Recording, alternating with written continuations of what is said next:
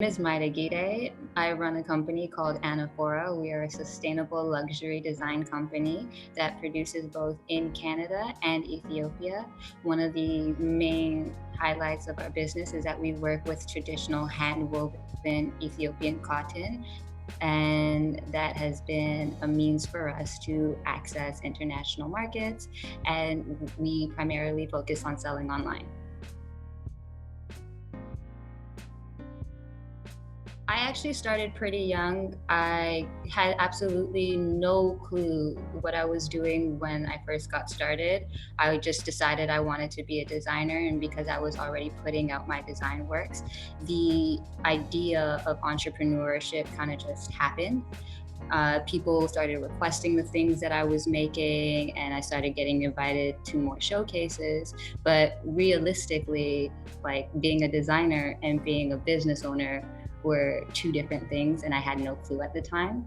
And so what happened was, for me, really, the aspects of learning the business was all learned through actually being involved.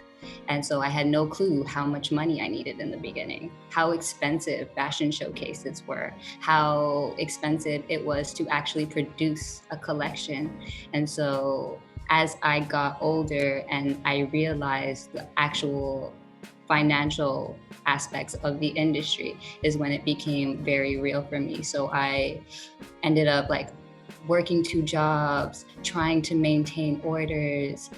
I at one point had a job at a fabric store that helped sponsor the textiles for my collection so that I can go to do a showroom in Paris. And so I was always just trying to pick up means because in my community, because I had no clue how to really apply and access the official institutions for design. And even when I did, they weren't necessarily supportive of what I was doing. A lot of the times we get caught in between being an artist and being an entrepreneur. As a fashion designer, the arts councils don't necessarily sponsor designers as an art, and the financial institutions don't necessarily acknowledge fashion design and manufacturing as a business to invest in the Canadian investment landscape.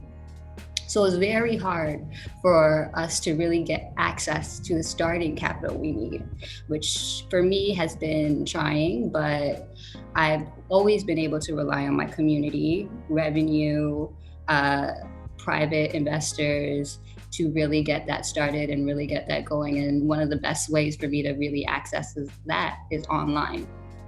So that was online sales, getting out there, and even just pushing my portfolio online. My first website, I dropped it, and then I put it on, what's it called, Not Just a Label. And that for me was amazing, because then people outside of Canada could see my portfolio, and that's what really gave me my spark. I got to go to Paris and showcase with an agent out there, and that's what really put it on for me. So yeah, we as a entrepreneur getting started in Canada hasn't been the easiest for me. And I'm really hoping that going forward, with the amount of young entrepreneurs and older entrepreneurs who are getting involved in the design industry, that we change that outlook.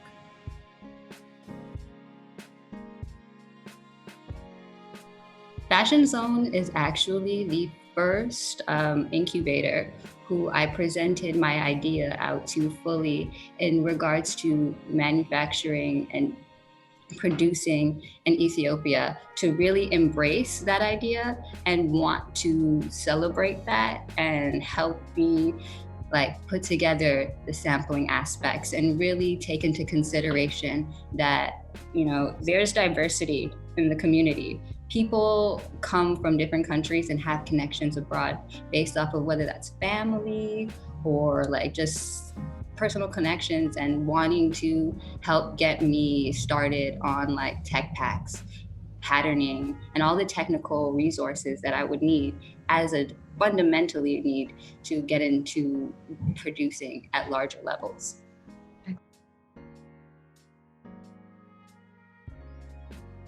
I have primarily raised funds, yes, through personal endeavors, personal investments, through people who have been interested in my projects. I've also managed to get funds through my artistic endeavors, and so really pushing the artistic aspects of my craft in order to help showcase and put out my portfolio, which has been really good for me because those are the things, the creative aspects of a design company are what sets people apart, especially at an early stage. Primarily, I believe that the funds will help me access things like marketing, manufacturing, getting started in the industry in terms of like pushing and scaling my business to a larger level.